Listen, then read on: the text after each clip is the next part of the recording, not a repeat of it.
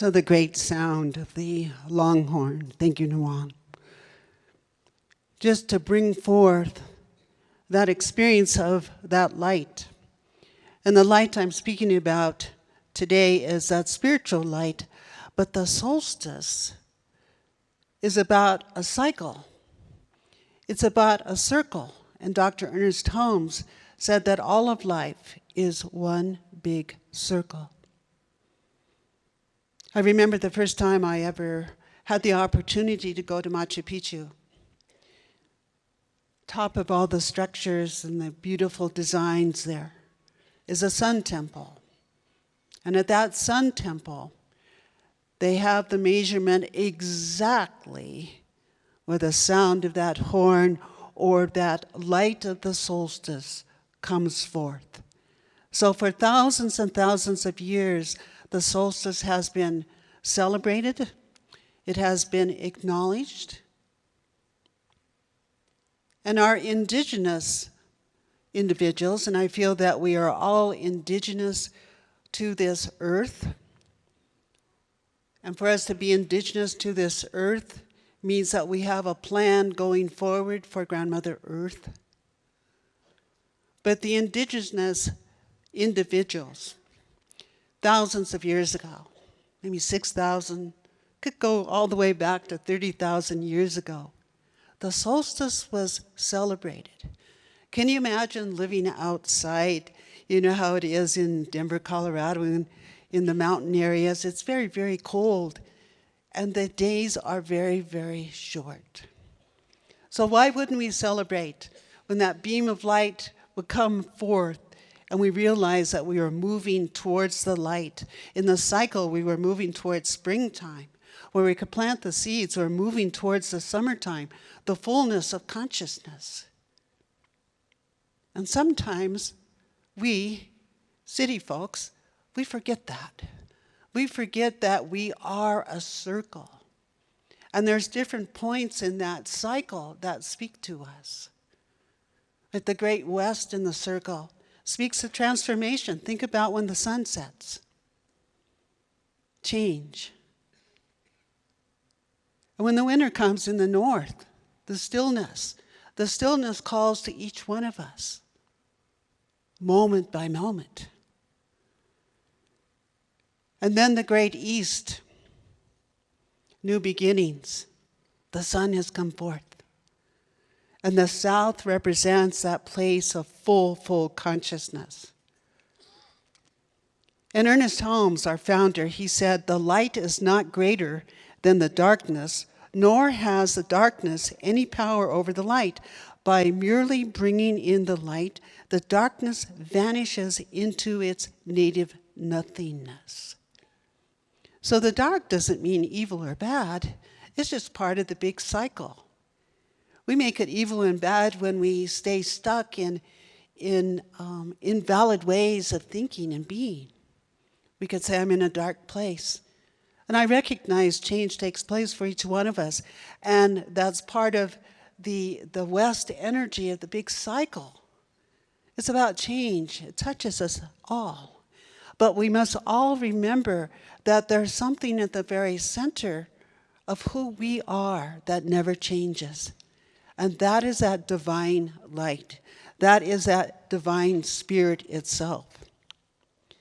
So the light is important to each one of us.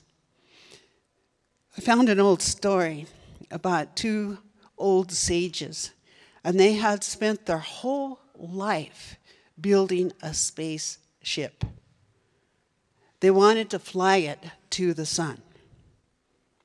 So they called NASA, and they finally got through to some of the scientists. And they said, well, we have this spacecraft, this ship, and we want to fly it to the sun. And of course, you can imagine on the other end, why did we even answer this call? And they said, well, you can't do that. And they said, yes, we can, because we're going at night.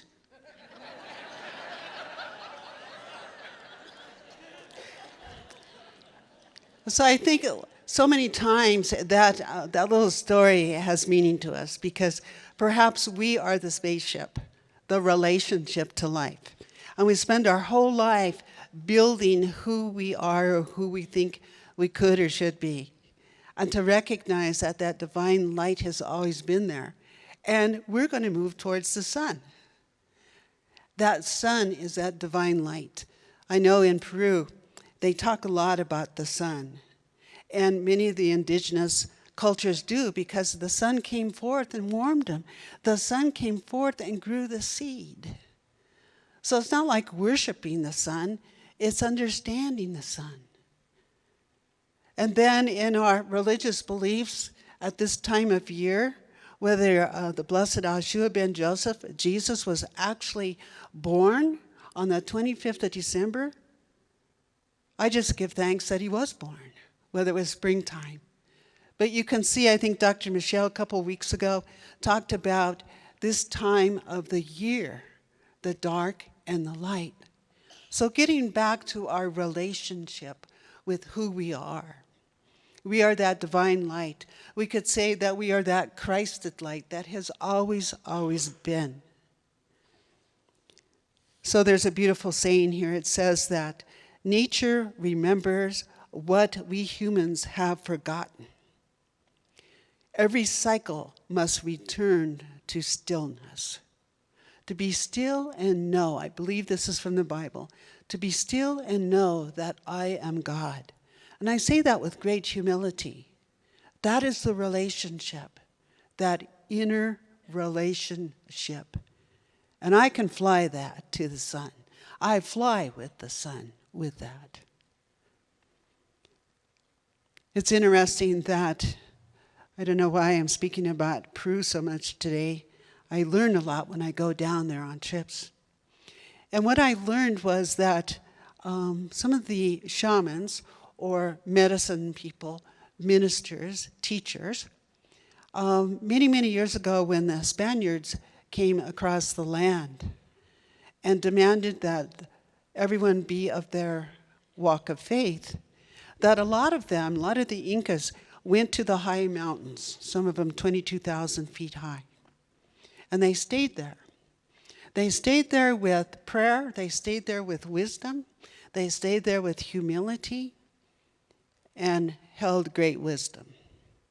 It was 2006, that's not that long ago, that they came down from the mountains because they were told they needed to share what they had been beholding. And what they have shared, the Munike writes, is about who we are as light. We are light beings. So this solstice time, the season of great light, and I'm just knowing that you will come to one of the candle lighting service to actually light a candle. And when you light that candle, to see your reflection in that light. So nature, one of our greatest teachers ever, I give thanks because nature, golly, it's just amazing. And some of you have seen this in some of my classes, that there's devices now coming out of France and Italy where you can hear a plant sing or a tree sing. And I was sharing with a friend, and she said, oh yeah, I have a good acquaintance that lives in Italy, and the forest just gave a concert. Now you're going to think I'm crazy. This is true. The forest just gave a concert.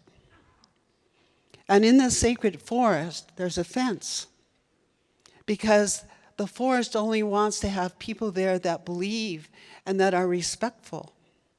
And the people started noticing that the fence would be locked, and no human being had locked it. So they observed that. And it was the energy of the forest itself that locked it and only allowed certain people in. So I said, tell me more about this concert.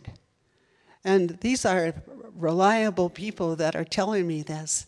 And they said, yeah, there was a concert. So they must have had all these different devices that could touch the leaves or the trees or whatever. And they said, and by the way, there was a guest singer there. I said, well, who was that guest singer? And you can go on the internet and find out what I'm telling you is true. It was Julie Andrews. Her voice has come back. And she's really into that connection with the light. And she sang with the forest. Everything you are, everything I am is the light. So I want to just close, and then I'm going to invite Nawang to come forward. And I just, sharing from my little book, I Only Walk on Water When It Rains. It is raining from the heavens, and the earth is open, and drinking in the sweet nectar of the sky. Remember, feel your connection with the earth and sky. Be humble, and be not afraid to walk upon the water. You will not sink into the mud, but you will become one with the earth. See your cosmic reflection within the mirror of mind, and breathe from your fiery heart of living union. We are a part of it all. We are all related. So speaking about an individual, I call Nawang forth, who lives every day from a place of heart, every day from a place of compassion and a place of joy. There you are. Come on out, Nawang. His gentle strength and his beauty.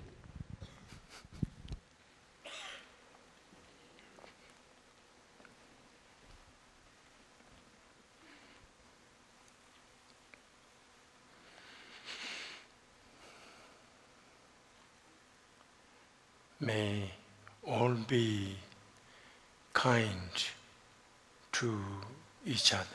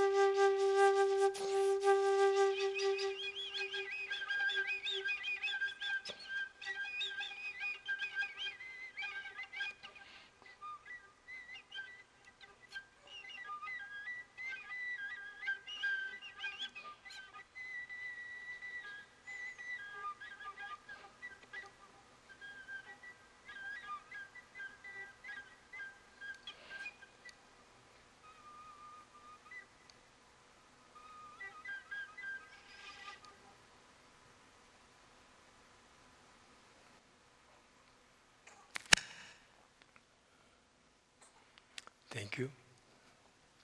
Beautiful Mahai people. And I think I've been coming here more than 20 years. And I love your community people. And today I've been given a few minutes to talk about my book, Awakening Kindness.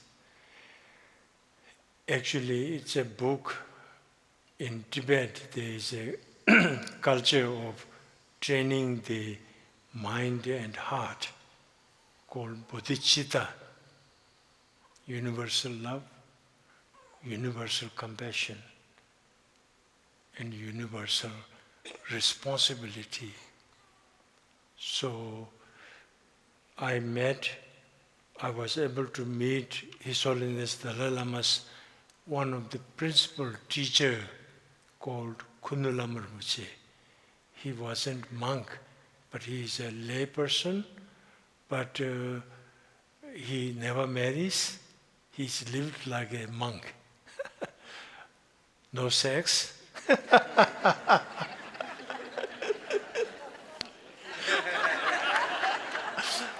Sorry, I was monk too.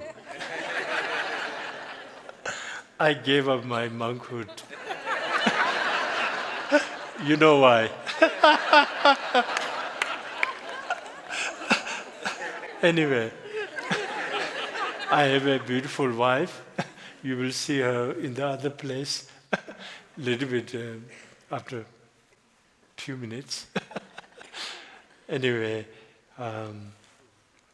so this bodhicitta training, this His Holiness Dalai Lama's principal teacher, one of the principal teachers, Kundulam Lama Rinpoche, when I met him, I was able to ask him a few questions, and he gave me some teachings also. And he told me that in Tibet, eastern part of Tibet, Kham, where I was born, is a warrior tribe. Actually, Khampas are known as the warrior in Tibet. So, in the mountains, there are some hermits live and meditate for 10, 15, 20 years only on bodhicitta.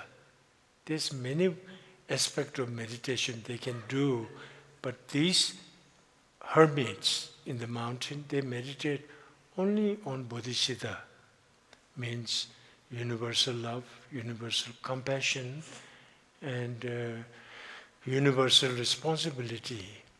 So as they meditate 10, 15, 20 years, they can cultivate this beautiful heart of universal love and compassion. So when they can cultivate such a heart, you love all humanity. There's no national boundary, there's no religious boundary, nothing. No status, what do you call this? Social status. But you love all humanity, okay? And able to love all sentient beings who live on this earth or in the universe, countless universe. To love all beings, to have a compassion to all beings. So when you cultivate such a heart, then what happens is even the animals who live around the mountain, they also become fearless. They also become like a family dog, cat, They hang around this hermit's door. So, usually when someone is very kind and compassionate, that person, everybody really loves that person, right? And in the family member who is the kindest person, everyone wants to hang around that person, right? Not the nasty one. So that's how it is. So kindness, compassion. The one of the beautiful training of the mind is to understand deeply how everyone is also like me, want happiness, don't want suffering, right? So to realize all other human beings are like me. So how because of my nature is such that I don't want suffering, I want happiness. So therefore I try to get as much as possible that brings happiness to me, right? Try to avoid the suffering which brings suffering to me. So likewise, you try to do the same thing to all humanity, all sentient beings, right?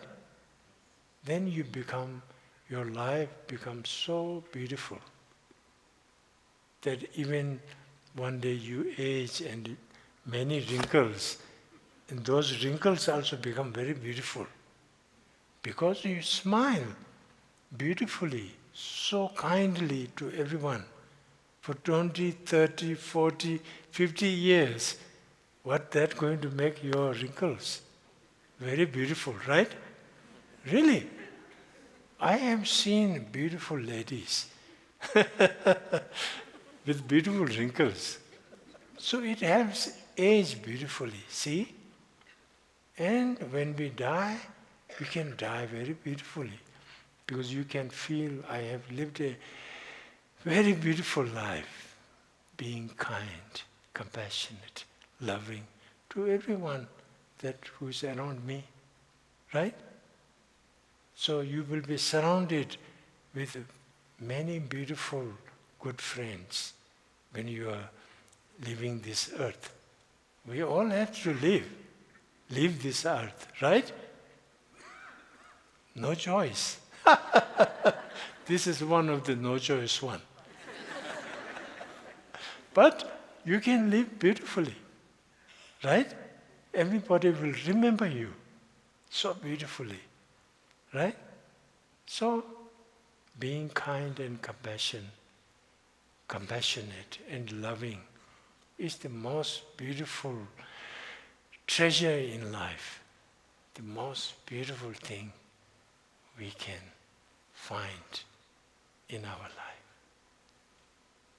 Okay?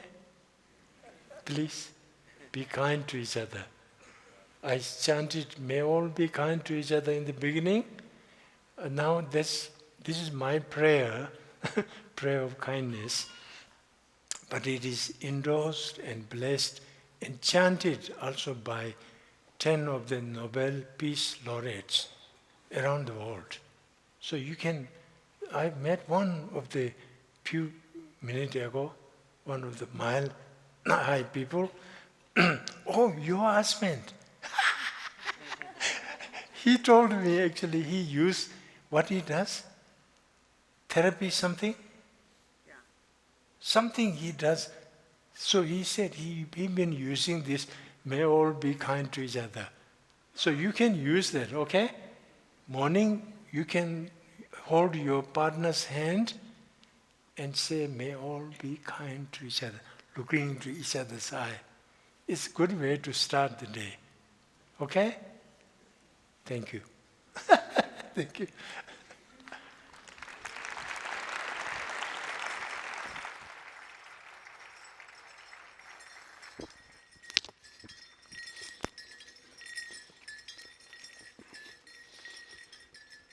Good morning, everybody. It's good to be here with you. Profound respect for Nawang. I want to say thank you to Mahai Church for always inviting me here to be a part of this Solstice program.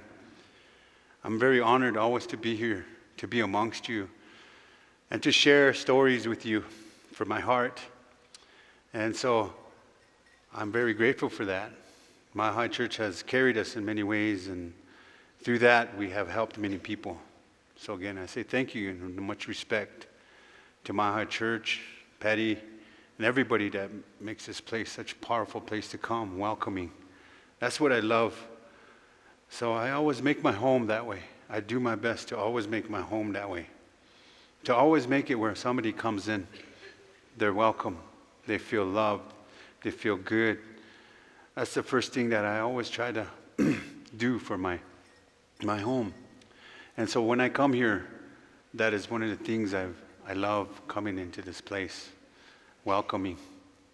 As all coming out here and doing these programs to share a piece of my history, our history, and to combine them and to understand our relationship together and how we are no different. We're all in this big hoop of life. And so somewhere, somehow, we're connected. Even if you live on the other side of the world, somehow, something will connect us. And I believe in that. I believe in that power. And that power is one of the things that I've learned about the power of light. And the way it moves into your body, into life. I was in prayer one time in a ceremony. And inside this beautiful sweat lodge, we were in there.